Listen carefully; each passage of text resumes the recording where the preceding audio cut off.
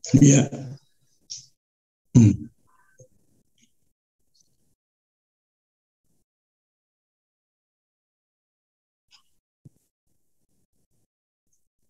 Iya.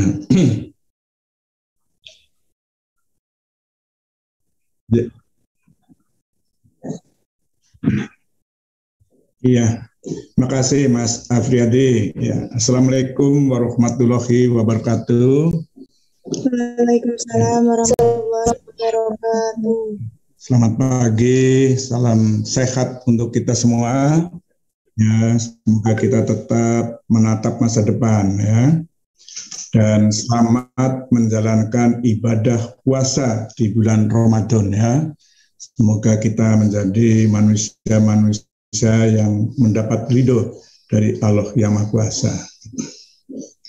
Baik, sebelum kita mulai ya, apakah ada hal-hal yang perlu ditanyakan terkait dengan materi yang lalu atau ada materi lain yang terkait dengan profesi konselor? Silakan kalau ada yang mau tanya sebelum kita mulai. Ya, silakan siapa yang akan menanyakan, minta komentar, silakan.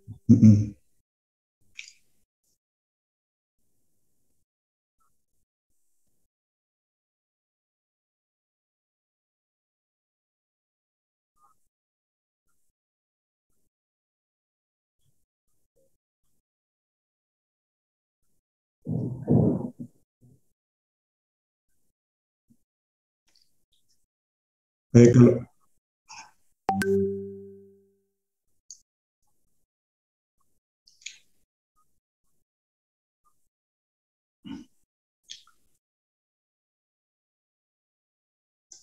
baik, kalau nggak ada, saya izin untuk share ya, Mas Afri, tak share ya. Ya.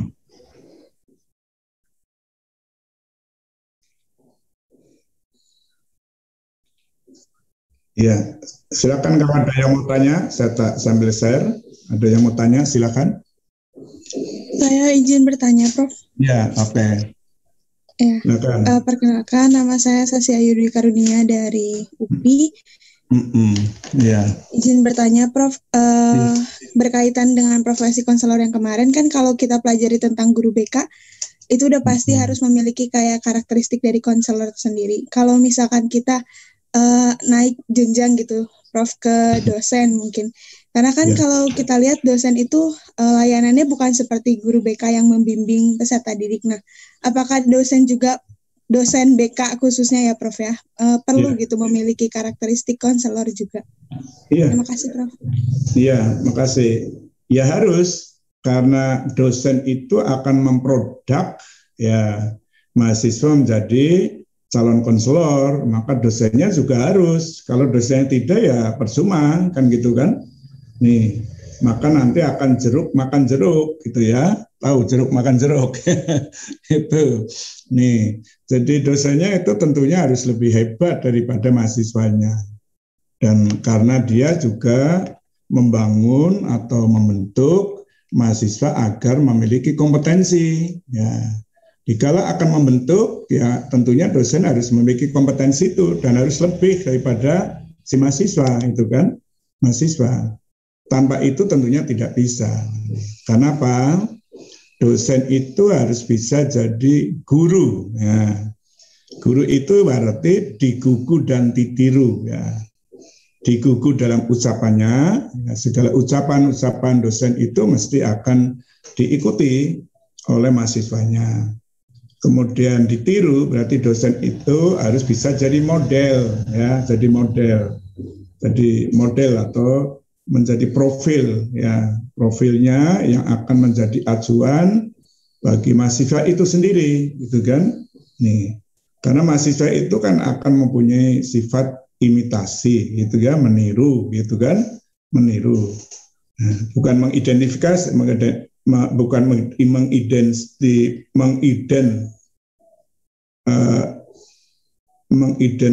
mengidentifikasi perilaku konselor, tetapi meniru ya, bukan imitasi maksudnya ya, bukan imitasi. Jadi akan ada imitasi atau meniru ya, meniru, tetapi meniru disesuaikan dengan karakteristik masing-masing individu. Jadi jangan sampai dosennya ngomongnya keras, ikut keras, suaranya besar, ikut besar, ya disesuaikan dengan suara Anda, itu kan. Jadi yang ditiru yang apa? Itu harus, ya harus. Nih, harus. Jadi tanpa itu tentunya tidak akan bisa memberikan contoh-contoh, ya, memberikan pengalaman-pengalaman kepada si mahasiswa yang calon konselor itu secara nyata, secara baik, itu kan, secara baik gitu. Harus.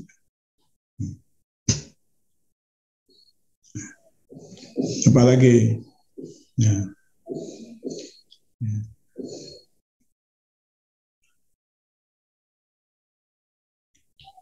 Ya, kalau tidak ada, maka ini akan kita bahas tentang identitas profesi konselor. Ya, nanti Anda harus punya identitas.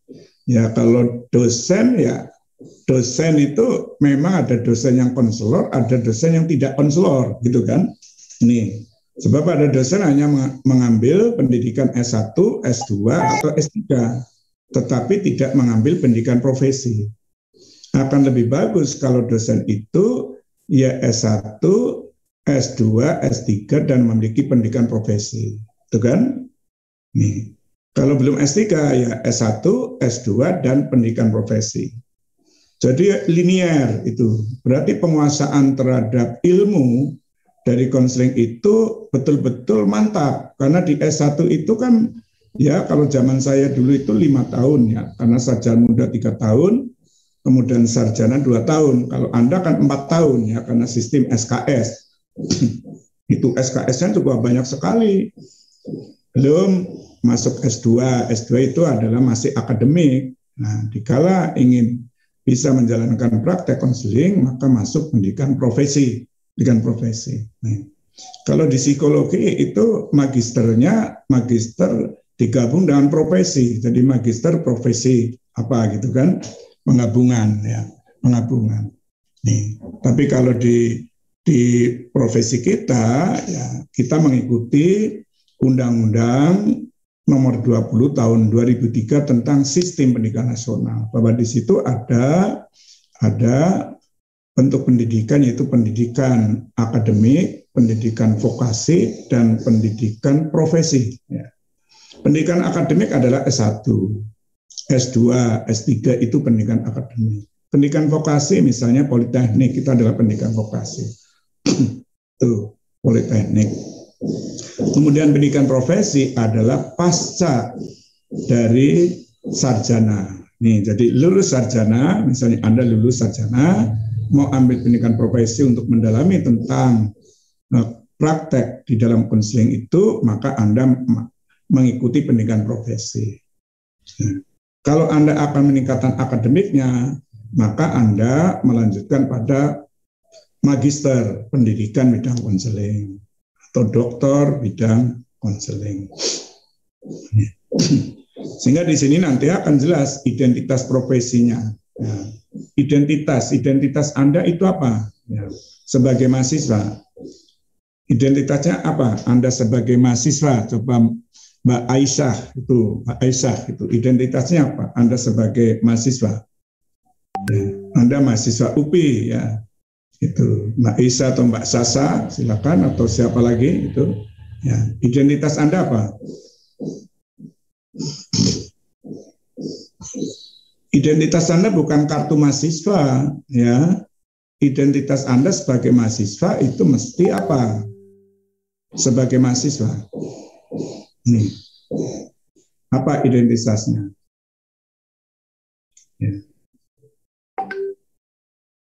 Mesti dari sisi pengetahuannya harus kuat, itu kan?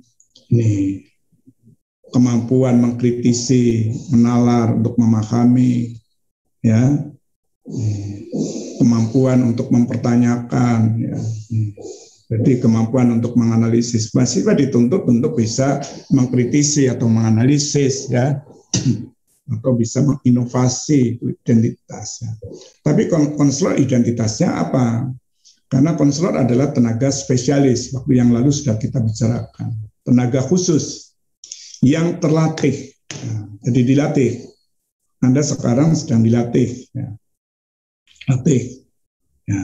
untuk menerapkan teori, menerapkan praktek, menerapkan teori, teknik, dan sebagainya. Dan terakreditasi. Nah, terakreditasi. Berarti dikala Anda melakukan kegiatan itu di MONEF, monitoring, evaluasi, di MONEF. Jadi kemampuan dari sisi pengetahuannya gimana, keterampilannya gimana, itu kan kepribadiannya bagaimana, itu. Sepanjang Anda mengikuti perkuliahan di lembaga tersebut. Ya. Dan itu bisa di MONEF juga pada setiap mata kuliah. Anda sekarang sedang mengikuti mata kuliah, nanti akan di monitoring siapa yang sering bicara, sering komentar, sering mengkritisi, itu mesti nilainya harus tinggi daripada mahasiswa yang diam, itu kan, diam, hanya ikut hadir aja, ya. Tuh. Samping itu nanti dari ujiannya gimana, prakteknya gimana, dan sebagainya. Nih. Maka dia akan dikatakan layak untuk mengikuti mata kuliah itu. Dari semua mata kuliah itu dikumpul menjadi kompetensi program studi, maka Anda akan layak dikatakan lulus sebagai sarjana pendidikan bidang konseling. Nah, dikala konselor juga demikian. Konselor sebagai penolong yang profesional, yang dapat dibedakan dari mereka yang bukan profesional, ini identitasnya. Jadi ciri Anda kalau Anda konselor itu akan beda dengan orang yang tidak profesional. Jadi kalau ada orang yang menganggap konselor tetapi hanya mengikuti pendidikan 1 minggu, 1 bulan, ya bukan itu. Nih. Di samping itu juga punya tanda pengenal organisasi profesi. Di Indonesia adalah Asosiasi Bimbingan Konseling Indonesia, ABIN, dan ada kode etik, ada standar praktek, ada pengakuan dari badan akreditasi, di mana Anda di UP yang di UNES akreditasinya sudah A, ya. Berarti sudah bagus, itu kan? Nih, berarti dosennya bagus, sarannya bagus, ya, proses pembelajarannya bagus, jadi semuanya itu sudah terpenuhi. Kemudian Anda juga nanti akan punya sertifikat, ya. Dikala lulus, Anda punya ijazah. Ya, kalau Anda mengikuti pendidikan profesi, Anda akan dapat sertifikat. Itu sebagai tanda Anda akan mendapat gelar. Nah, kalau Anda S1, gelarnya adalah sarjana pendidikan. Nah, bidang konseling. Kalau profesi, maka gelarnya adalah KON, itu konselor. Nah, tidak itu saja, Anda diizinkan untuk praktek, maka Anda akan mendapat lisensi. Jadi di sini, jadi Anda kalau ingin disebut konselor, ya Anda tentunya harus terlibat dalam organisasi profesi. Mahasiswa boleh, mahasiswa tingkat akhir, ya itu. Kemudian Anda harus mempunyai kode etik dan bisa melaksanakan menggunakan kode etik dengan baik. Standar prakteknya juga baik. Ada pengakuan, ya, lembaganya diakui. Anda mengikuti pendidikan pelatihan. Kalau sudah bekerja ya juga mendapat pelatihan. Punya sertifikat, punya ini. Ini identitas profesi. Atau begini, melakukan pelatihan, punya sertifikat, ini merupakan unsur penting bagi konselor profesional untuk membangun nilai identitas. Nah, jadi identitas Anda akan sangat tinggi nilainya. Kalau Anda sudah punya ini, nanti ikut dalam organisasi profesi. Kalau hanya baru punya ini, belum punya ini, izin praktek, nilainya belum tinggi, gitu kan? Sudah punya mengikuti pelatihan, punya sertifikat, izin praktek, tetapi belum terlibat dalam organisasi profesi, itu juga belum tinggi, gitu kan? Nih, jadi nilainya makin tinggi kalau Anda bisa memenuhi. Identitas itu apa? Sebagai identitas yang diemban oleh seorang praktisi, yaitu konselor, dalam suatu disiplin ilmu tertentu. Berarti disiplin ilmu konseling kalau konselor, kalau psikolog, disiplin ilmu tentang psikologi. Kalau kedokteran, kalau dokter, disiplin ilmu tentang kedokteran kesehatan. Identitas profesional dapat tercermin dari gelar. Nah, Anda punya gelar nanti, ya. Punya peran. Perannya apa? Seorang konselor melakukan pelayanan konseling. Tapi kalau Anda mengajar, namanya bukan konselor, gitu kan? Namanya Anda guru atau dosen kalau di perguruan tinggi. mempunyai tujuan. Tujuannya apa? Tujuan profesi. Nih, tujuannya apa? Tujuannya apakah akan membantu individu untuk mencapai perkembangan optimal, mencapai kemandirian, mencapai kebahagiaan, atau mencapai kehidupan yang efektif dalam keseharian. Nih. Nah, identitas ini merupakan hasil keputusan bersama dari para anggota profesi tersebut. Ya, nih. Jadi anggota profesi kumpul, Anda dikatakan punya identitas profesional bila mana 1, 2, 3, 4 dan sebagainya. Nih, ini organisasi profesi apapun, tidak hanya konselor, tetapi psikolog, kedokteran, akuntansi dan sebagainya. Nah, salah satu cara bagi orang yang menjalankan profesi bantuan untuk memperoleh identitas profesional dengan menjadi anggota dari sebuah organisasi. Jadi jika konselor Indonesia, Anda konselor Indonesia karena Anda di Indonesia, kalau di Malaysia, ya Malaysia, Indonesia, maka harus mengikuti organisasi ini, Asosiasi Bimbingan Konseling Indonesia APKIN.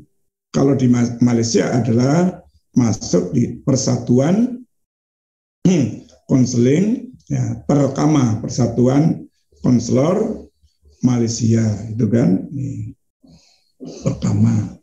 Nah, kalau konselor juga ada himpunannya namanya IKAI, Ikatan Konselor Indonesia. Maka konselor tersebut kalau belum memiliki identitas ini belum dikatakan dia memiliki identitas profesional atau belum bisa dikatakan konselor yang punya nilai-nilai tertinggi, itu maksudnya di sini, ya. Nah, ini konselor abad 1 ya sekarang lah sudah nggak usah abad 21, tapi konselor masa depan, konselor sekarang, ya. Identitas profesional konselor akan dibuktikan oleh sertifikasi, mengikuti proses sertifikasi, akreditasi, lisensi, dan Anda menggunakan teori-teori, ya, teori-teori yang akan dilakukan oleh konselor dalam upaya untuk memahami klien. Misalnya minimal Anda harus menguasai 10 teori, misalnya teorinya Rogers, teorinya siapa lagi, Maslow dan sebagainya.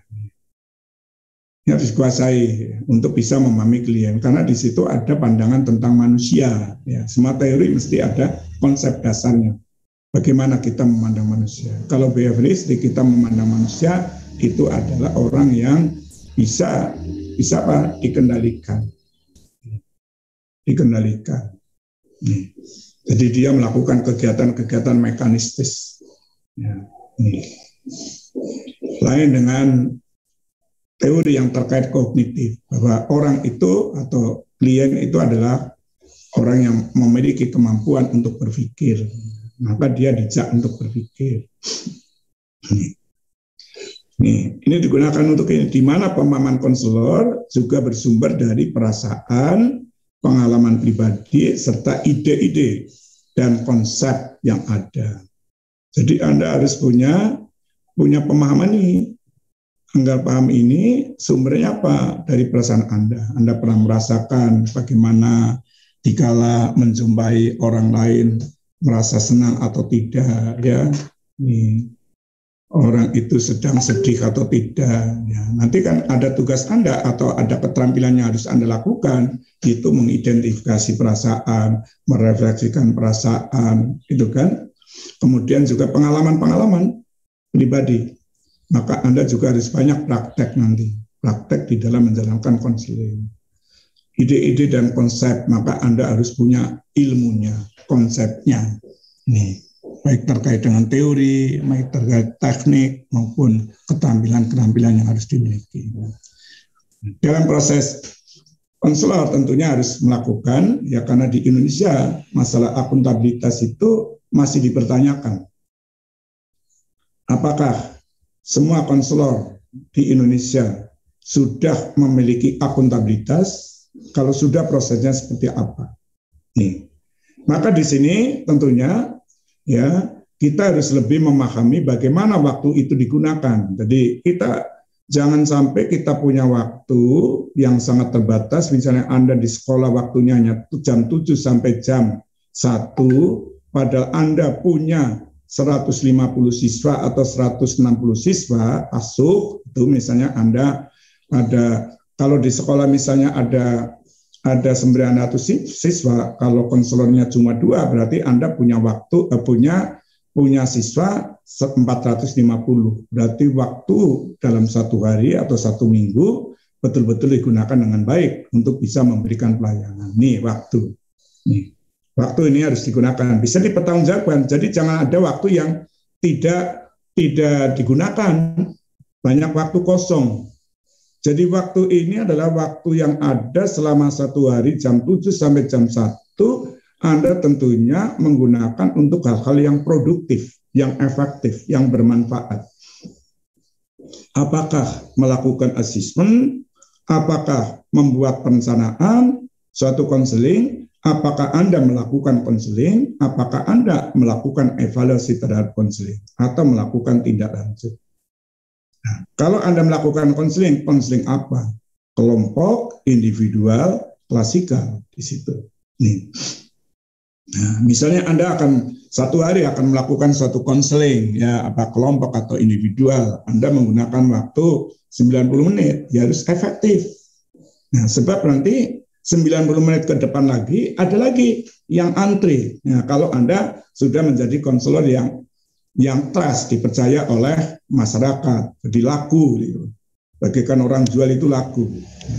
Maka ada antri lagi terus sampai jam 1, nanti hari berikutnya lagi. Nah, hari berikutnya lagi. Jadi kalau konselor itu bisa menjalankan suatu profesinya dengan baik dan bisa dipertanggungjawabkan dalam sisi keilmuannya, ya, maka konselor itu akan sibuk sekali.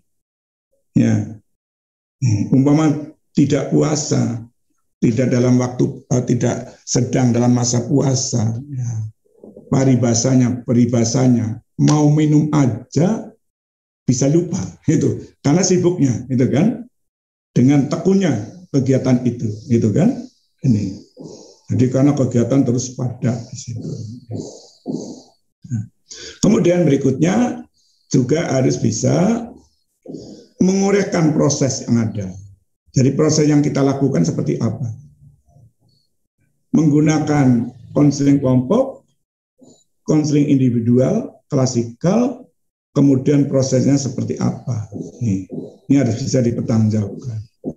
Dengan waktu yang tersedia, 90 menit, berarti Anda harus ya tahap awal, tahap transisi, tahap kegiatan atau kerja, dan tahap pengakhiran. Ini kalau Anda melakukan konseling kelompok. Kalau Anda melakukan konseling klasikal, ya tahap awal, tahap tengah, ya, kemudian tahap akhir. Tengah berarti tahap inti, melakukan suatu kegiatan. Apakah layanan informasi, layanan penguasaan konten atau pembelajaran, atau apa. Kemudian yang berikutnya harus bisa menangkap persepsi stakeholder. Nah, ini penting sekali. Jadi bagaimana stakeholder persepsinya terhadap layanan yang konselor berikan? Apakah dia persepsinya bagus?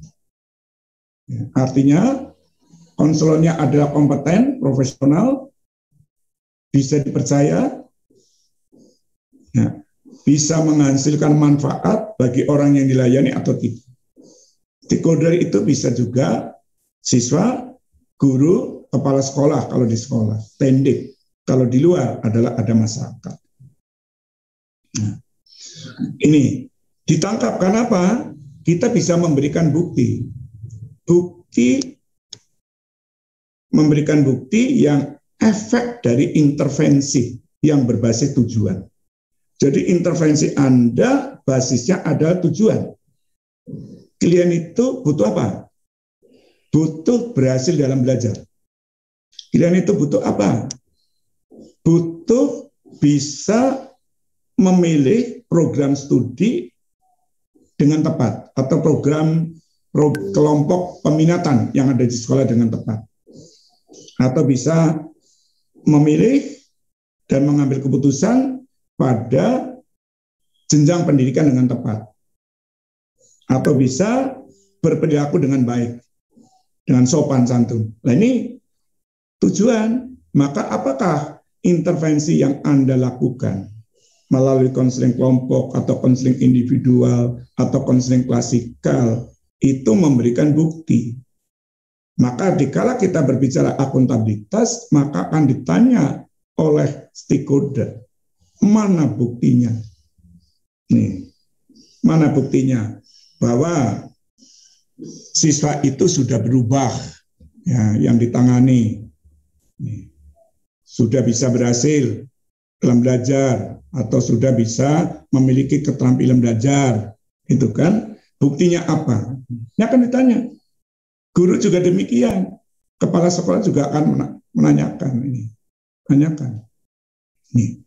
Jadi tidak hanya sekedar kita mengatakan mana buktinya? Ya, saya sudah melakukan konseling. Nah, buktinya mana? Ya, nah tidak bisa menjelaskan. Nih. Nah, untuk melihat bukti, maka tentunya Anda harus melakukan evaluasi. Pada waktu akhir Anda melakukan suatu konseling.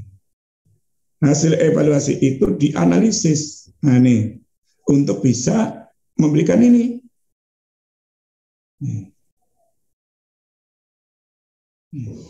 Ini ya terkait dengan akuntabilitas. Jadi kalau kita acu dari pendapatnya Cormier, nanti Anda cari bukunya Cormier atau buku saya juga ada, ya. Tuh, silakan ya, buku yang terkait dengan konselor profesional, ya.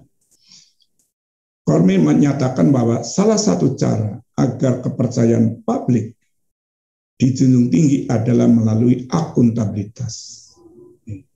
Jadi memastikan agar para profesional atau konselor di dalam menyampaikan jasanya itu konseling, ya, layanan konseling, dan program-program yang diberikan pada klien itu betul-betul berharga, mempunyai suatu nilai tinggi, sehingga akan bermanfaat bagi orang yang dilayani.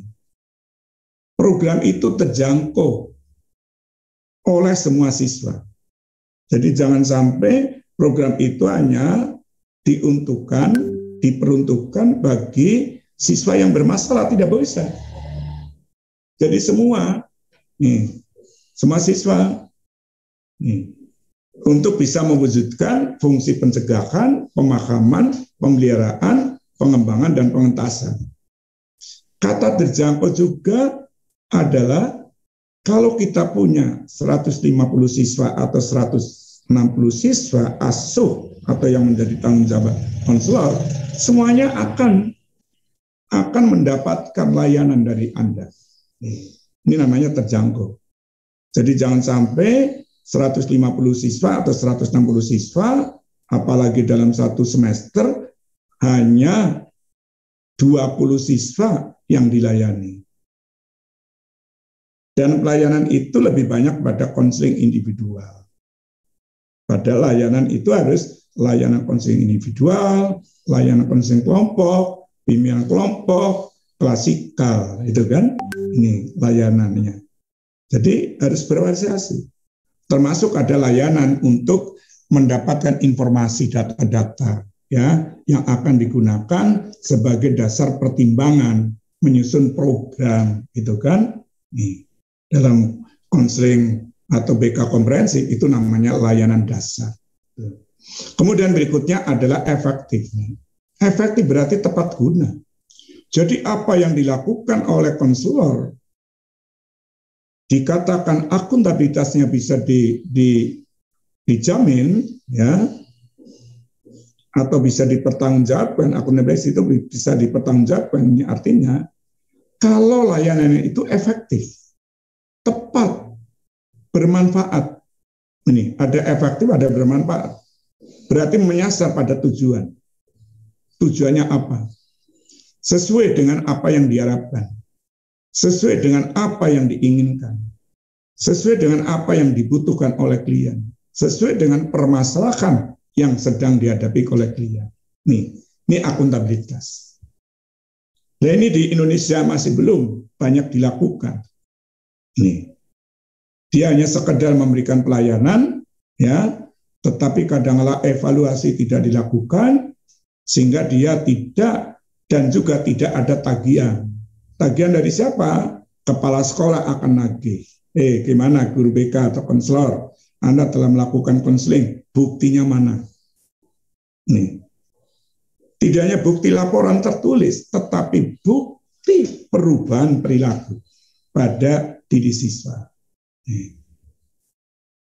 Tagihan dari kepala sekolah, dikala ada pengawas yang akan melakukan supervisi di sekolah, juga akan lagi, guru BK, mana buktinya Anda telah melakukan kegiatan konseling? Kalau pengawas atau supervisor bukan kepala sekolah, itu datangnya bisa sebulan sekali atau seminggu sekali kalau itu yang hebat, ya. Maka kan lagi selama 1 bulan, selama 1 minggu, kegiatan apa yang Anda telah lakukan? Buktinya mana? Sangat salah, sangat keliru kalau supervisor atau pengawas dan kepala sekolah hanya melihat bukti fisik dari tulisan laporan-laporan itu, tetapi tidak melihat bukti nyata terhadap siswa yang pernah dilayani. Ini kenyataannya masih banyak hanya melihat laporan, mana buktinya laporannya mingguan, bulanan, itu kan? Itu kepala sekolah juga gitu, pengawas datang ke situ juga demikian, itu. Tapi tidak melihat. Pengawas atau kepala sekolah akan lebih bagus dikala melakukan supervisi adalah melihat dikala konselor atau guru BK membuat perencanaan.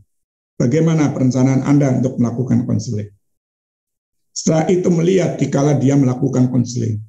Ngamati, tidak harus masuk dalam ruangan.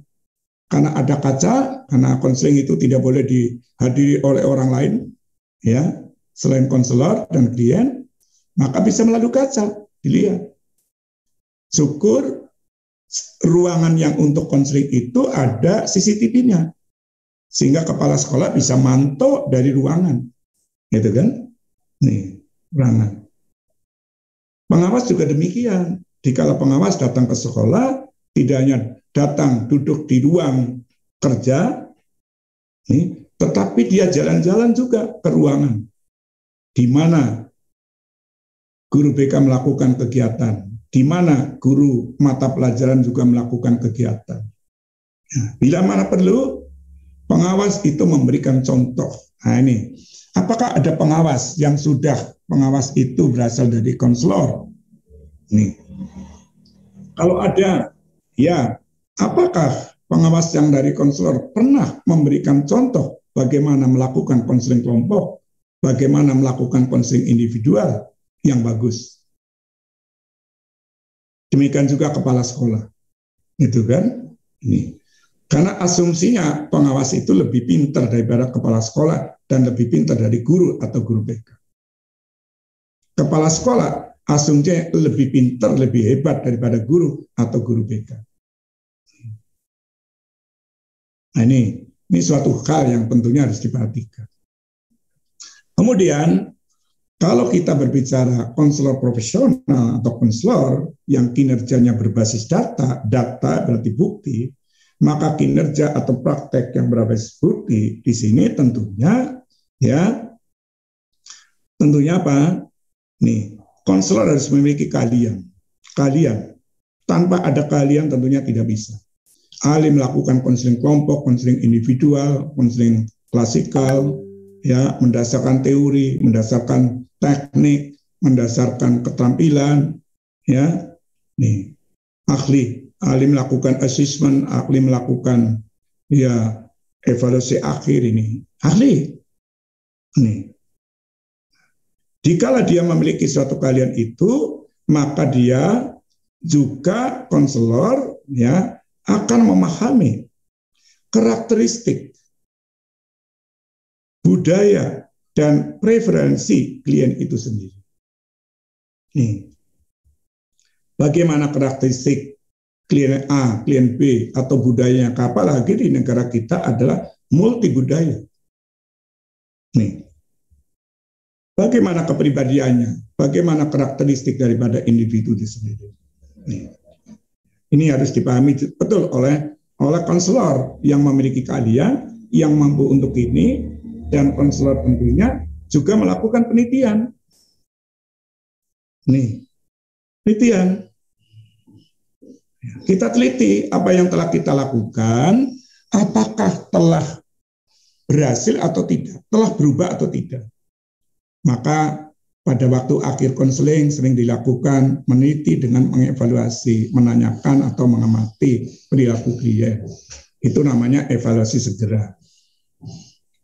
Kemudian 2 minggu kemudian kita melakukan penelitian dalam upaya untuk melihat ya perilaku klien yang sudah bagus atau belum. Itu namanya evaluasi jangka pendek. Bisa juga dalam sebulan atau 1 semester juga melakukan penelitian terhadap dampak dari apa yang telah dilakukan oleh konselor. Nih.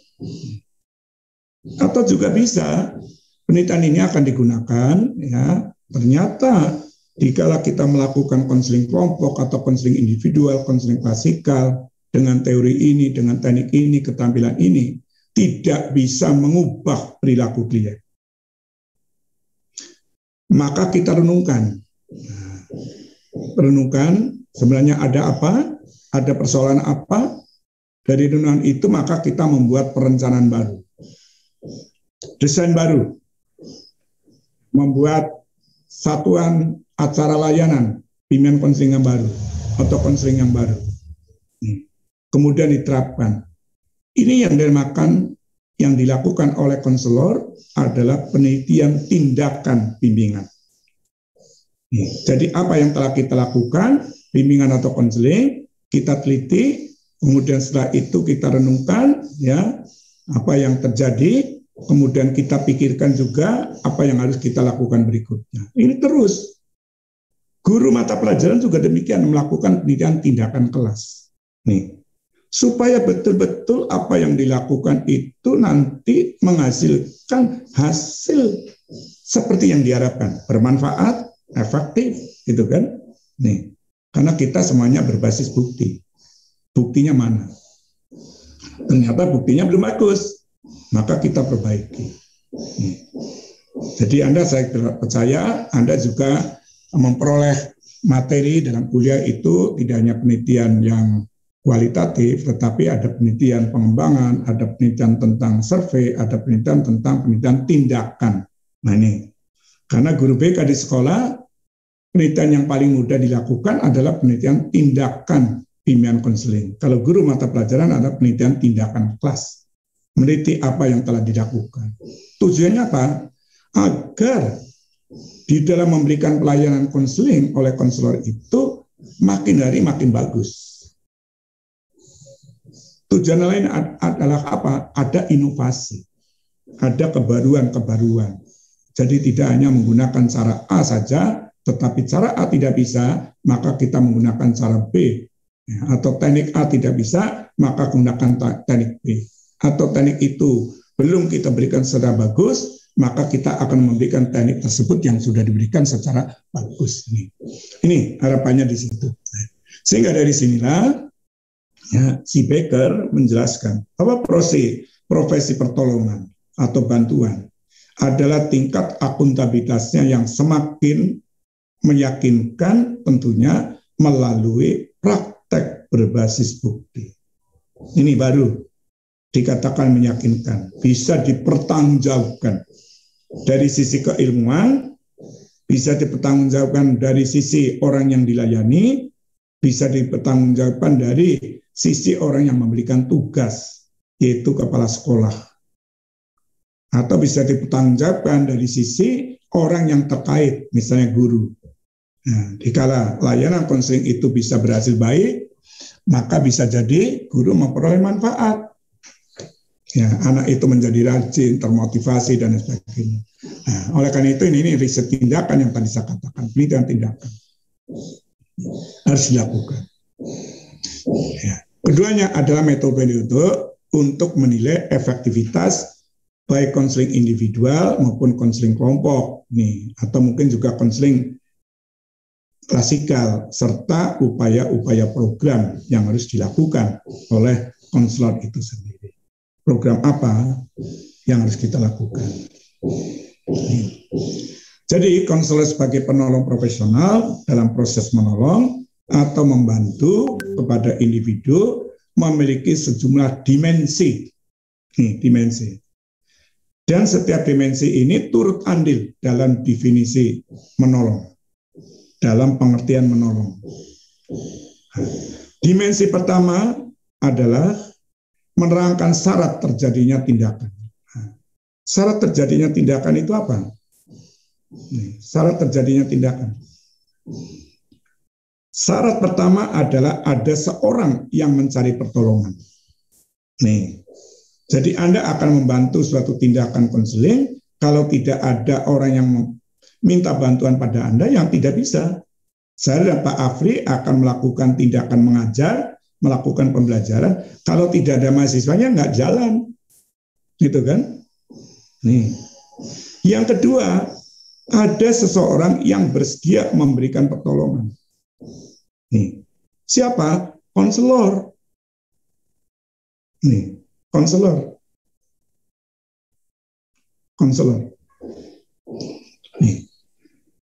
Konselor yang apa? Konselor yang memiliki kemampuan dan terlatih untuk memberikan pertolongan. Jadi kalau konselor tidak memiliki kemampuan, tidak punya teori, tidak punya teknik, tidak punya keterampilan, dan tidak terlatih, ya tidak mungkin akan bisa memberikan pertolongan. Dan tidak akan laku konselor itu. Hanya duduk manis di ruang kerja BK di situ. Tetapi tidak ada orang yang datang mencari pertolongan. Jadi harapannya siswa yang ada di sekolah, dikala dia membutuhkan sesuatu, ada harapan, ada keinginan, atau ada permasalahan, dia mau datang ke sini. Mau datang. Tanpa diperintah. Gitu kan? Ini kalau sudah bagus, gitu kan? Mesti konselor pertama mesti harus melakukan kegiatan atau tindakan-tindakan yang proaktif, datang lebih awal kepada klien. Anda butuh apa? Anda punya keinginan apa? Anda punya harapan apa? Anda punya persoalan apa? Ya, saya siap untuk membantu. Kalau Anda siap dan sudah bisa memberikan bantuan secara baik, terjadi public trust, dipercaya oleh semua pihak, maka ini mesti akan datang dengan sendirinya kepada ini. Karena dia sudah menaruh kepercayaan kepada konselor. Karena konselor mampu. Kemudian mereka berada di tempat yang memungkinkan untuk memberi dan menerima pertolongan. Di mana? Ada tempatnya enggak? Tempatnya di mana? Di ruang kerja konselor atau ada ruang khusus. Ini kan? Jadi kalau begitu, mesti ada segi kesiapan. Kesiapan dari sisi klien, kesiapan dari sisi konselor, kesiapan dari sisi tempat, tambah lagi kesiapan dari sisi waktu. Kapan kegiatan konseling itu akan dilakukan? Ini tempat ada, konselornya ada, kliennya ada, semuanya sudah siap, tetapi waktunya tidak ada kesepakatan atau tidak ada waktu. Ini suatu prasyarat agar konseling itu bisa berjalan. Ini dimensi pertama. Dimensi lainnya yang menerangkan prasyarat akan mengantarkan salah satu pihak untuk mencari pertolongan dan pihak lainnya untuk menyediakan pertolongan. Ada prasyarat bagaimana membuat klien itu mau mencari bantuan kepada konselor. Apakah atas dasar konselor sudah menjelaskan kepada siswa yang ada di sekolah bahwa di sekolah ini ada kegiatan ini, kemudian ada konselornya, salah satunya adalah saya sebagai konselor akan memberikan bantuan kepada Anda terkait masalah kebutuhan, harapan, keinginan. Kalau Anda punya permasalahan, dikala tidak bisa memenuhi sendiri, ini kan? Dan juga ada dukungan dari guru atau kepala sekolah. Bisa jadi kepala sekolah, ada guru mata pelajaran karena mendukung ini, tahu bahwa ada konselor yang mampu untuk melakukan, maka dia bisa mengarahkan. Ya, silakan Anda karena mengalami persoalan ini, Anda silakan datang untuk kepada konselor. Jadi dia mereferal atau guru sebagai pemasok data-data yang diberikan kepada konselor. Atau guru mengarahkan agar siswa datang kepada konselor untuk misalnya motivasinya rendah supaya mendapatkan bisa mengubah perilakunya, motivasinya menjadi tinggi. Atau juga kepala sekolah dan sebagainya. Ini syarat di sini. Mencari pertolongan, jadi mencari itu bisa dari klien sendiri karena konselor telah melakukan promosi, gitu kan? Promosi kepada siswa, kepada guru, kepada lingkungan, maka bisa dia datang sendiri, bisa juga guru yang mengirim, ya. Kemudian pihak lain, ya siapa adalah Anda sebagai konselor yang punya kesiapan untuk menyediakan pertolongan. Nah, dimensi ketiga di sini adalah hasil. Hasil dari interaksi antara konselor dengan klien. Hasilnya apa?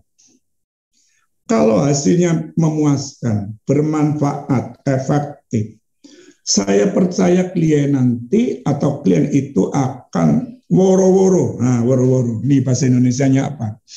Akan ikut mempromosikan kepada yang lain bahwa ternyata di sekolah ini ada konselor yang hebat. Karena saya pernah datang ke sana, minta bantuan, ya ternyata saya bisa untuk dibantu dan saya sudah terjadi perubahan perilaku. Hidup saya berubah, saya mendapat pengalaman. Nih. Jadi bagaikan di rumah makan Padang, ya rumah makan Padang di sini. Ya. Kalau Anda masuk ke rumah makan Padang, di situ ada moto, ya di situ. Kalau Anda puas, katakan pada orang lain. Kalau tidak puas, katakan kepada yang punya rumah makan Padang. Nah, karena dia puas klien, maka dia akan woro-woro mempromosikan pada orang lain. Bisa nggak untuk itu? Ini berarti sudah terjadi trust, terjadi kepercayaan publik yang sehat, yaitu dari klien, dari guru, atau mungkin dari kepala sekolah, bisa juga dari orang tua. Orang tua kalau sudah paham bahwa ini konselornya hebat di rumah, Anda mengalami kesulitan ini, tidak tahu cara belajar yang baik, Anda silakan datang aja kepada konselor nanti besok pagi untuk minta informasi atau cara-cara bagaimana belajar yang baik. Nah, itu kan, maka konselor harus bisa untuk melakukan itu. Nih, lakukan itu.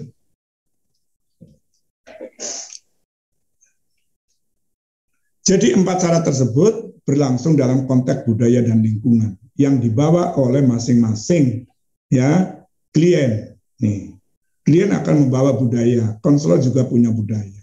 Nih, ada budaya yang klien malu kalau ya minta bantuan daripada orang lain. Ada klien yang merasa tidak malu kalau kita mau datang kepada konselor karena kita butuh. Ya, apa salahnya? Saya punya kebutuhan, harapan, keinginan, atau masalah tidak bisa ditangani sendiri, maka saya minta bantuan orang lain. Saya tidak akan malu, gitu kan? Budaya. Nih, budaya. Atau budaya itu dibangun oleh semua personil yang ada di sekolah. Bisa kepala sekolah, bisa guru, ya, bisa konselor, bisa tendik, ya. Jadi agar, ya, dikala kita punya kebutuhan, punya harapan, punya keinginan, punya persoalan, silakan Anda untuk mendatangi orang ahlinya. Ahlinya. Ahlinya siapa? Salah satunya konselor. Bisa juga di sekolah yang terkait dengan masalah pembelajaran, ya, materi pembelajaran, ahlinya siapa? Guru. Maka gurunya didatangi.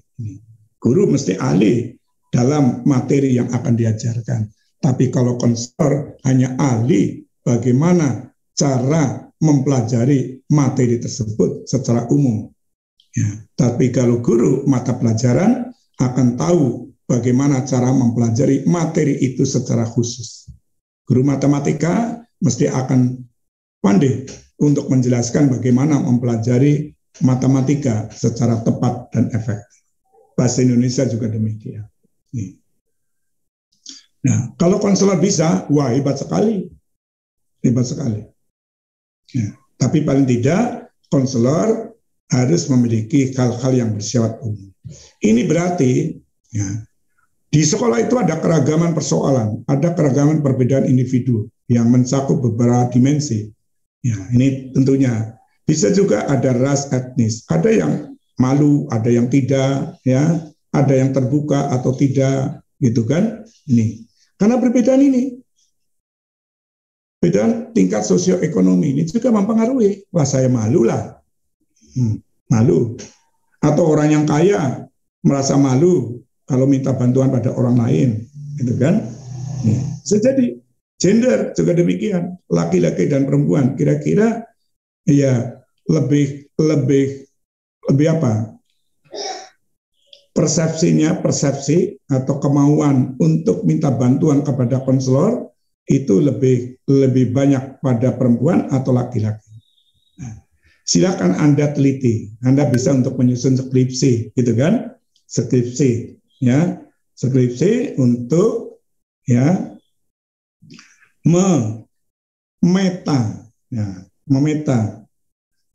memeta siswa dari sisi ini, ya, mungkin perbedaannya dalam kaitannya untuk apa? Mau persepsi terhadap konseling atau dia mau hadir di dalam konseling, ya.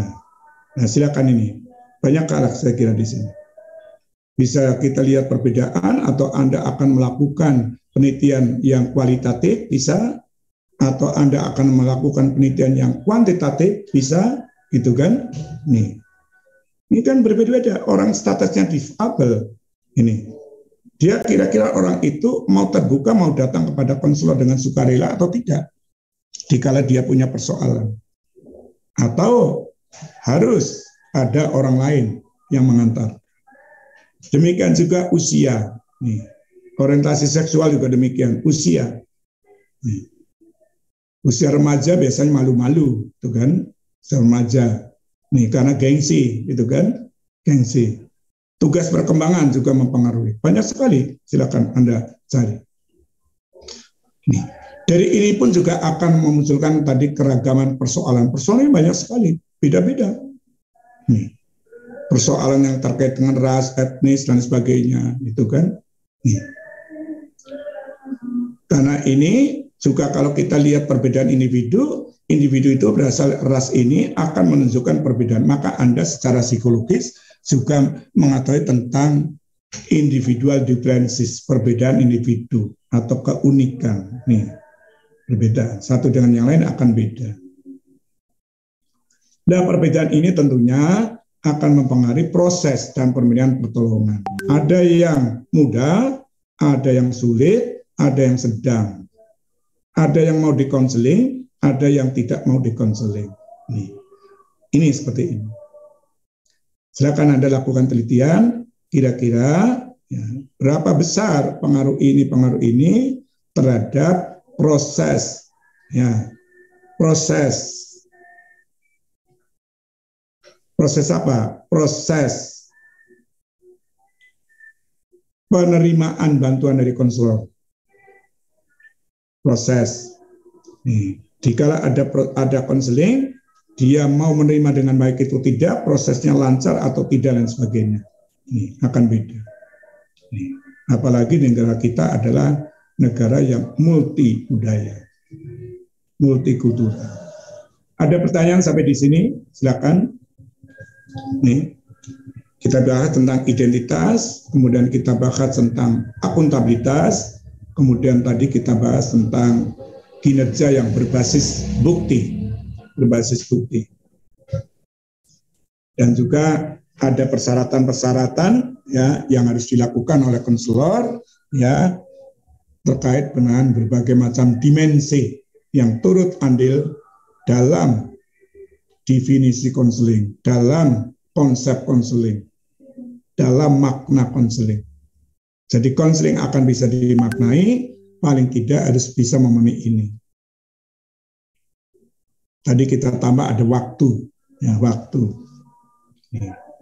Baru berjalan. Berarti di sini dituntut adanya persiapan. Persiapan dari orang yang mencari konseling. Tetapi orang ini, ya, orang-orang yang macam ini, kira-kira siap nggak untuk menerima bantuan konseling? Kalau siap, apa ada perbedaan nggak? Persoalannya gimana? Nih, karena keragaman itu. Jadi kalau gitu, jadi konselor itu tidak mudah. Iya, itu. Iya. Udah. Jadi Anda sudah punya ilmu, punya teorinya. Begitu Anda praktek di sekolah, tidak semudah apa yang diharapkan. Karena Anda akan berhubungan dengan ini. Akan berhubungan dengan ini. Ada yang mau menerima, ada yang menolak, ada yang prosesnya lancar, ada yang prosesnya terhambat. Tetapi konselor seperti kemarin yang ditanyakan oleh teman yang lain, apa konselor akan menyerah? Atau konselor bisa dikatakan gagal? Nah, ya konselor tidak boleh menyerah. Dengan berbagai macam strategi, teori punya diterapkan, strategi, teknik, bagaimana upaya-upaya agar dia mau diintervensi. Kalau kita melakukan intervensi dengan adanya gini, kita tidak mencapai tujuan, apa dikatakan gagal? Tidak bisa kita mengatakan gagal. Kita lihat dulu, maka kita harus melakukan evaluasi. Tidak berhasilnya apa? Mungkin pada waktu proses sudah bagus sekali, sudah ada kesepakatan, ya. Kalau konseling individual sudah ada komitmen, ya, untuk melakukan sesuatu. Kalau konseling kelompok sudah bisa mencobakan realita testing. Ya, pada akhir suatu konselor, ya, kemudian mengajak para klien atau anggota yang terlibat dalam konseling, ya, apa yang sudah Anda pelajari, sudah peroleh, ya, karena konseling itu merupakan pengalaman belajar. Anda sudah memperoleh pengalaman, ya, yang diperoleh dari konseling apa individual atau kelompok, ya silakan Anda tindak lanjuti dalam kehidupan berikutnya. Tindak lanjuti berarti perencanaan itu harus di-actionkan. Tetapi kenyataannya klien tidak pernah melaksanakan apa yang telah menjadi komitmen. Melaksanakan apa yang telah direncanakan. Apa ini dikatakan konselor gagal? Sehingga tadi saya mengatakan tidak. Nih, karena klien, ya sudah kita melakukan tahap awalnya sudah bagus, merencanakan bagus, kita melihat, meminta memahami tentang diri klien ini bagus, ya, kemampuannya apa, kelemahannya apa, karakteristiknya apa, kemudian kita proses, kemudian pada waktu akhir kita evaluasi, ya, kemudian kita tindak lanjuti. Ternyata setelah konseling tidak dilakukan. Oleh karena itu tadi, dikala saya mengatakan konseling berbasis bukti, ya, maka kita tentunya harus melakukan monitoring dan evaluasi, atau melakukan penelitian selama 2 minggu. Kira-kira klien telah menerapkan rencana atau komitmen yang telah disepakati atau tidak, sehingga perilakunya berubah atau tidak. Jadi, atau mungkin sebulan berikutnya. Sama seperti Anda datang ke dokter. Pernah Anda datang ke dokter? Anda sakit, ya, sakit ke dokter. Kemudian diperiksa, ya, terus oleh dokter dikasih resep. Resep, ya, Pak dokter, ini resepnya akan segera saya tindak lanjuti, saya belikan ke apotek, nanti saya minum. Ternyata keluar dari ruang dokter, langsung pulang ke rumah, resepnya tidak ditukar atau tidak diberikan obat. Ini kan, nih. Padahal dokter sudah memeriksa dengan baik. Nanti Anda akan berubah, akan teratasi penyakitnya dikala Anda diobati dengan resep ini. Tapi tidak dilakukan oleh pasien. Yang lebih parah lagi, itu lebih parah. Kemudian berikutnya, oke, sudah dapat resep, resepnya ditukar ke apotek, ya, diberikan obatnya, kemudian dibawa rumah. Tetapi di rumah tidak pernah diminum, atau tidak dimakan, ya. Obat itu diminum atau dimakan, gitu ya. Kadang-kala orang mengatakan obatnya diminum, ya, bukan dimakan, ya. Ini dibiarkan aja, ya tidak akan berubah. Ini sama seperti ini. Nah, ini. Apakah konselor dikatakan gagal? Tidak. Dan terus gimana? Ya konselor mesti akan mencari sebabnya apa dia sampai tidak bisa berubah. Terus melakukan itu. Maka konselor harus gigih. Karena konselor sudah punya komitmen untuk membantu klien untuk berubah. Kalau belum, berarti ada apa? Nih, kita diskusi lagi dengan klien. Sampai akhirnya si klien itu mau berubah.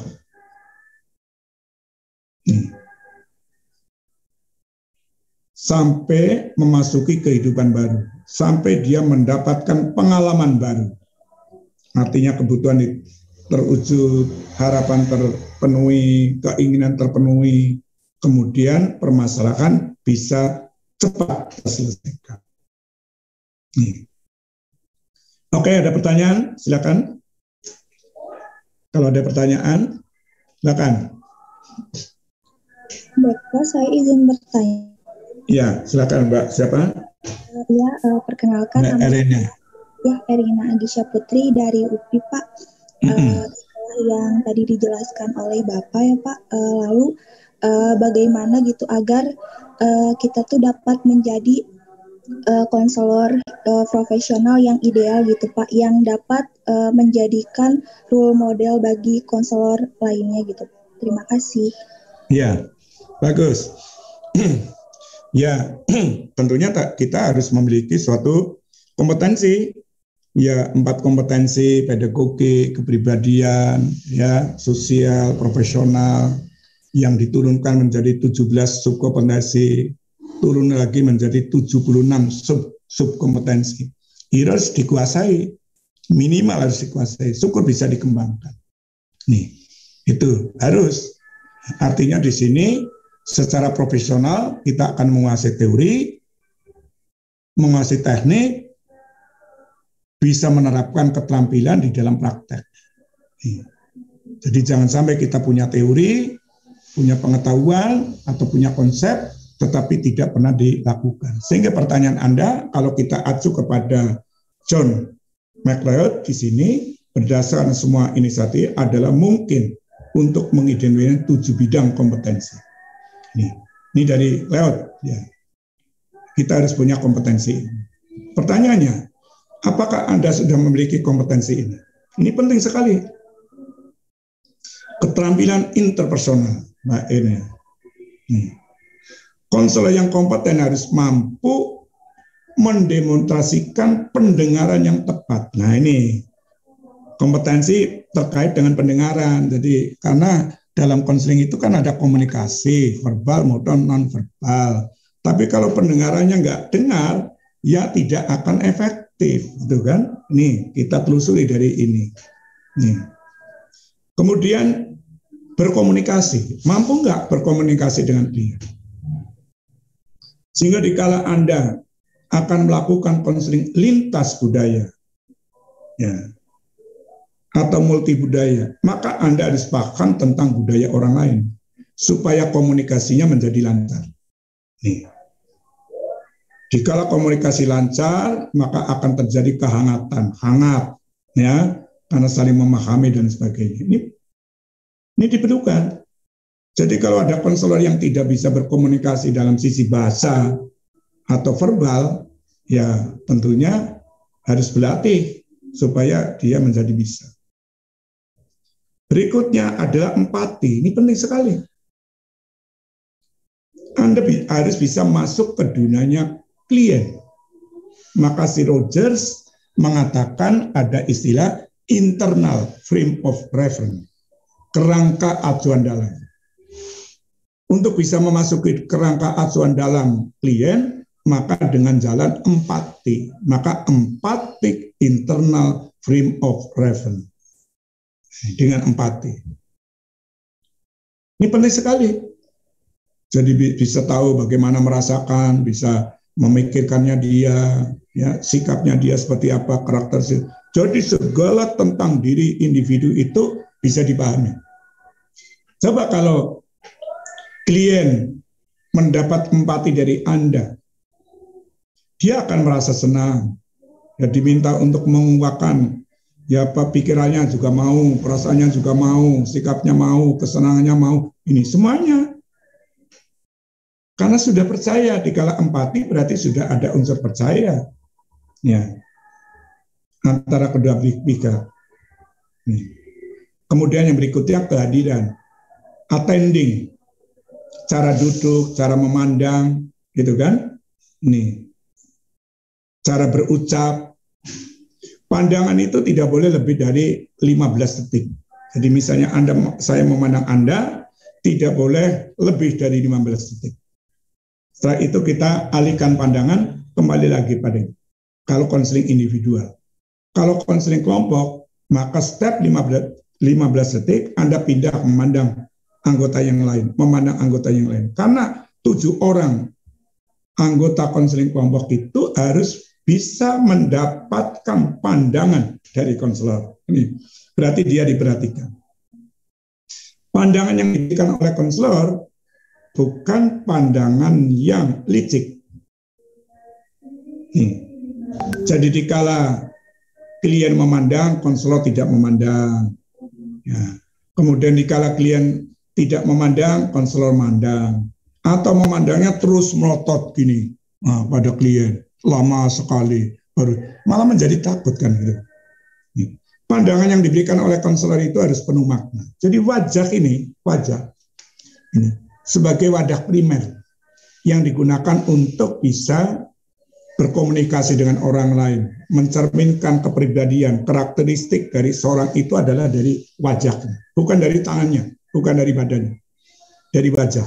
Ini. Jadi perwujudan kepribadian seorang itu akan bisa diwujudkan dari wajah.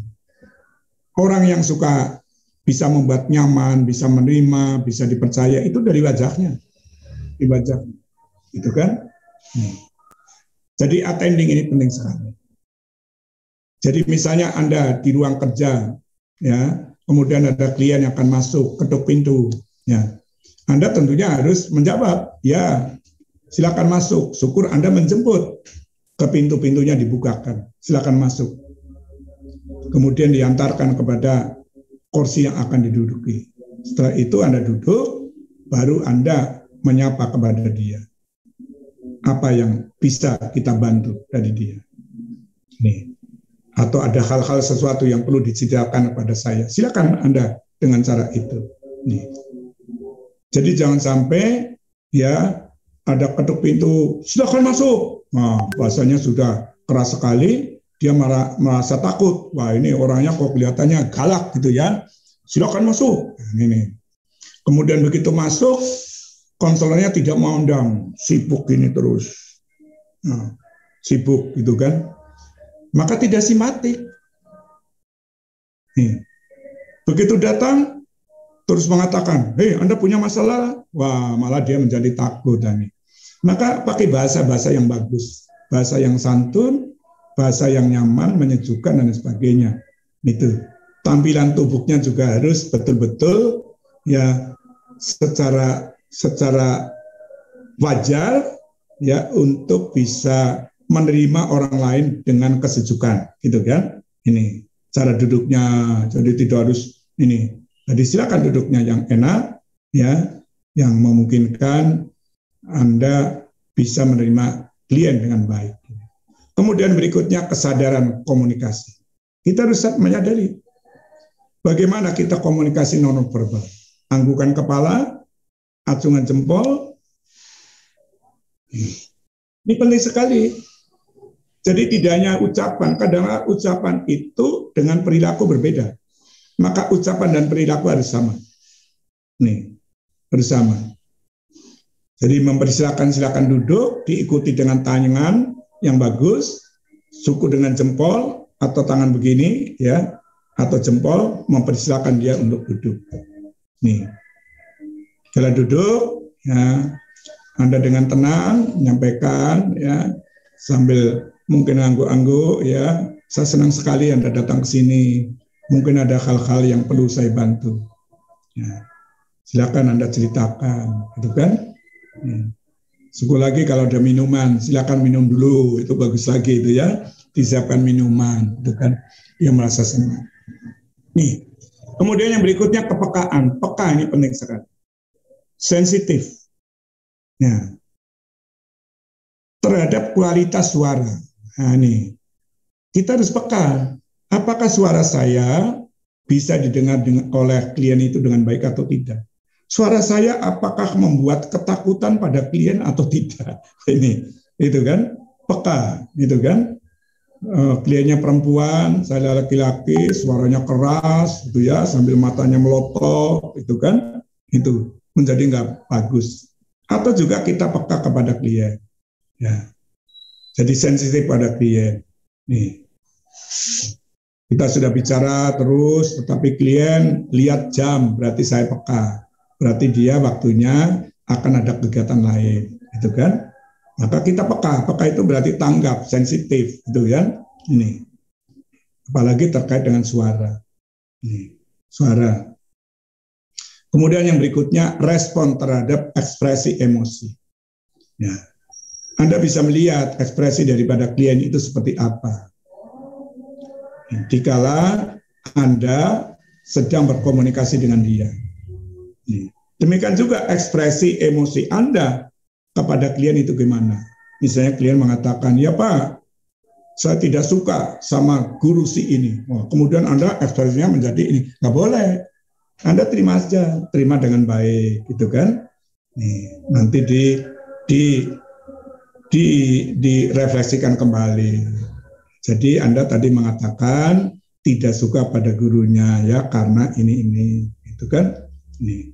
Jadi bukan karena gurunya temannya malah jadi konselnya marah, itu nggak boleh, gitu kan? Nih, ekspresi. Kemudian pergantian ini, pergantian. Apa yang dimaksud dengan pergantian di sini? Pergantian. Bisa pergantian dari tema-tema yang dibicarakan atau bisa pergantian dengan klien lain. Nah, Anda tentunya harus bisa memperhatikan ya. Karena yang antri di luar itu banyak, gitu kan? Yang akan ketemu Anda, mesti Anda juga membatasi waktu. Nih, maka di sini ada penataan waktu. Ini, karena kita misalnya ada 7 orang, padahal dia datang sudah jam 8. Jam 8 kita perhitungan, kita ketemu dengan klien, misalnya berapa lama? Bisa juga pada waktu datang ini hanya kesepakatan aja, baru nanti akan kita konseling pada waktu yang akan datang, atau datang langsung di konseling. Ini tentunya harus diperhatikan agar yang di luar itu yang nunggu menjadi ada keinginan untuk bertemu dengan konselor. Jangan sampai yang menunggu karena lama maka dia pergi, tidak mau lagi, itu kan, tidak mau lagi. Maka waktu yang ada yang digunakan oleh Anda betul-betul harus diatur dengan baik. Maka ada pengelolaan, penataan waktu, ya. Nih. Kemudian berikutnya adalah penggunaan bahasa. Bahasa-bahasa yang digunakan tentunya bahasa-bahasa yang santun, bahasa yang komunikatif, bahasa yang mudah dipahami oleh klien. Nih. Ini keterampilan Anda harus dimiliki. Keterampilan, terampil. Dikala keterampilan berarti diwujudkan dikala Anda sedang melakukan konseling.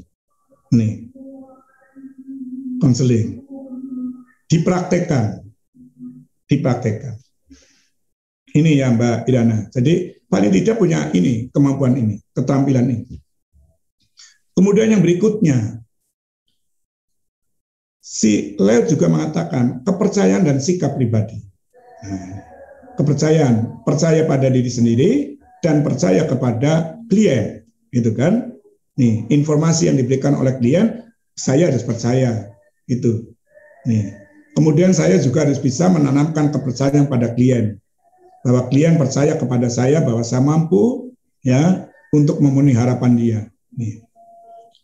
Sikap pribadinya harus sampai bagaimana? Kita tentunya harus bersikap yang positif, ya, rendah hati, ya, tidak menghakimi, ya, integritas pribadinya harus kuat, kita harus sabar, gitu kan?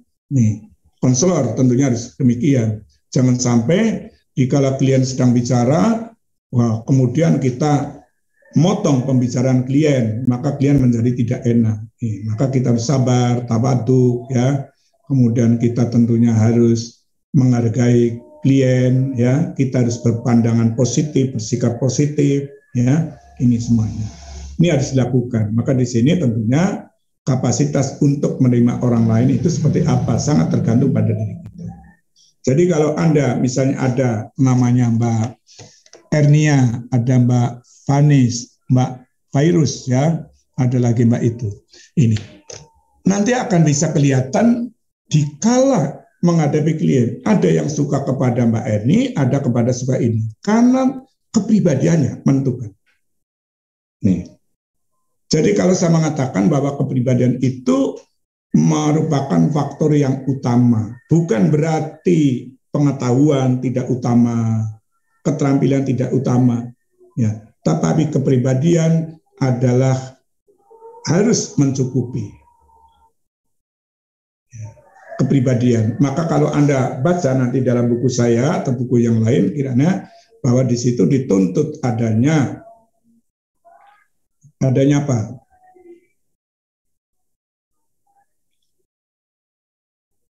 Kompetensi yang terkait profesional oke. Tetapi yang terkait dengan kepribadian itu adalah sangat oke atau lebih menentukan, gitu kan? Lebih bagus ya. Nih. Jadi dia akan lebih senang dikala akan mendatangi orang yang pribadinya bisa membuat kehangatan, kenyamanan, gitu. Nah, kemudian peduli, tidak menghakimi, ya, mau dijak untuk berdiskusi, sabar, gitu kan, dan lain sebagainya. Nih, ini penting sekali, nih, karena Anda harus bisa, karena ini merupakan senjata daripada konselor, sehingga bisa dikatakan kalau Rogers mengatakan instrumennya konseling itu, instrumennya adalah konselor itu sendiri, instrumennya, gitu, bukan teknik di luar itu. Nih, konselornya sendiri, bagaimana dikala dia menerima, dikala menyampaikan, ya. Maka di situ juga ada yang namanya menerima tanpa syarat, gitu kan? Ya. Jadi saya menerima klien tidak perlu syarat apa-apa. Ya. Jadi saya menerima dengan baik, dengan tulus. Maka untuk menjadi konselor itu harus merupakan panggilan jiwa, panggilan hati, harus siap betul. Sehingga Anda sebelum jadi konselor mesti akan mempertanyakan pada dirinya, apakah saya mampu menerima orang lain? Apakah saya mampu peduli pada orang lain? Apakah saya mampu percaya pada orang lain? Apakah saya mampu diri saya bisa dipercaya orang lain? Apakah mampu saya bisa macam-macam? Itu. Ini yang terkait dengan kepercayaan dan sikap pribadi. Ini penting sekali. Sikap pribadi. Jadi kepekaan ya terhadap nilai-nilai yang dipegang oleh klien dan diri kita tentunya harus dijaga, ya, jaga. Apalagi klien orang yang datang kepada konselor itu orang yang butuh, bisa juga orang yang bermasalah, bisa juga orang yang ingin punya harapan. Ya, maka dia diperlukan adanya kepedulian, penerimaan dengan baik, diperlukan adanya kenyamanan, membuat dia betah bersama konselor di situ, betah. Nih, jangan sampai kita menyinggung. Maka konselor tidak boleh menyalahkan klien, ya. Konselor menerima kehadiran klien bukan berarti setuju dengan perilaku klien, gitu kan? Nih, kita terima apa adanya. Nanti dari situlah kita setapak demi setapak untuk mengubah nilai-nilai klien yang tidak tepat, kita ubah ke bawah nilai-nilai yang paling tepat. Jadi proses klien mendapatkan suatu pengalaman baru karena dia akan memasuki kehidupan baru itu melalui proses yang wajar yang halus, ya, yang enak, sehingga dia mau untuk berubah. Nih, sehingga dalam proses konseling tidak akan terjadi adanya resistensi, penolakan, nih, penolakan atau keraguan, nih, keraguan, ragu, nih, apakah harapan saya, keinginan saya bisa dipenuhi atau tidak. Sehingga di dalam proses konseling, unsur-unsur terapeutik itu harus bisa diwujudkan. Dikala dia menyampaikan kepada konselor dengan manggut-manggut begini, ya, apalagi diikuti dengan ucapan iya, lanjutan, dia merasa senang, maka unsur terapeutiknya hilang. Katarsis itu akan terpenuhi. Jadi apa yang menjadi tekanan, tegangan dalam dirinya itu akan bisa dipenuhi. Silakan, ada pertanyaan. Ini baru dua kompetensi yang harus dimiliki oleh konselor.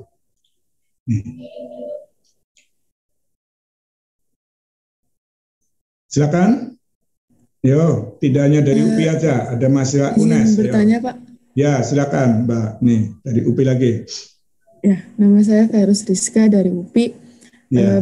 Tentang konselor mungkin yang yang pasti harus dikuasai bukan cuma teori ya Pak, teknik juga gitu.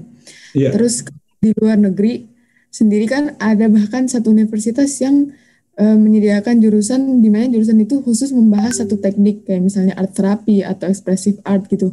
Bahkan di luar negeri ada beberapa asosiasi yang kayak khusus membahas satu teknik tersebut gitu kayak American Art Therapy Association dan lain-lain. Yeah. Dan kalau di Indonesia sendiri apakah ada Pak satu universitas atau satu jurusan gitu yang membahas tentang khusus satu teknik tersebut, satu teknik konseling tersebut? Maksudnya kan supaya lebih khusus dan lebih mendalam gitu.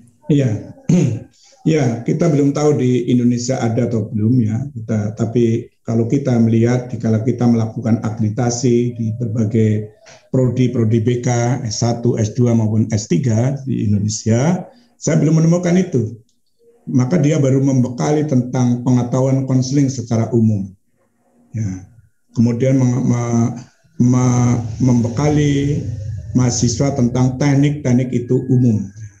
Jadi kalau kita hanya mempelajari satu teknik tetapi konselingnya belum dikuasai ya percuma, gitu kan? Percuma.